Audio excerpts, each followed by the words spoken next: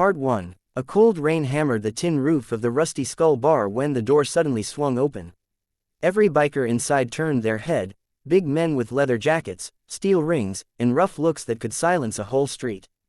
But the person standing in the doorway wasn't who anyone expected. A pregnant woman, soaked, shivering, breathing hard.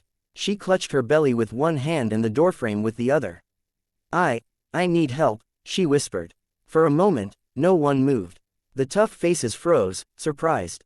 Then Bear, the largest of them, slowly stood up. "Easy now," he said, walking toward her. "What happened?" Tears spilled down her face. "My husband, he's looking for me. He hurt me. I ran. I just need somewhere safe." A low growl rippled through the bar. These men weren't saints, but one thing they never tolerated was a man hurting a woman, especially a pregnant one. Bear laid his vest over her shoulders. "You're safe now. No one touches you in here." The bikers formed a protective circle around her as they guided her to a booth, offering water, blankets, and reassurances. But outside, the sound of a car screeching to a stop shattered their calm. Her eyes widened in terror. "He's here." The bikers stood up in unison, silent, furious, ready. Part 2. The bar door burst open again, and a furious man stormed in, dripping with rain.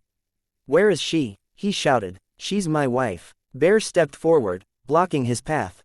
"Not anymore, she isn't." The man tried to push past him.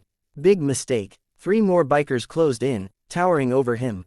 One twisted the man's wrist behind his back. Another kicked the door shut. The third leaned in close. "You laid a hand on her," he said coldly. "Now you're answering to us." The man's rage dissolved into trembling fear. He tried to explain, to excuse, to demand, but the bikers weren't listening. They escorted him outside into the rain, where the president of the club arrived on his bike, headlights cutting through the storm. "You hurt a woman carrying life," the president said. "You don't get to walk away from that." They didn't beat him. What they did was worse. They called the cops, handed him over with a detailed account, and made sure the woman's statement was protected. The officers knew the bikers well, and they knew better than to ignore them. Inside, the woman sobbed with relief. "You saved me," she said. Bear shook his head. "You saved yourself when you walked through that door.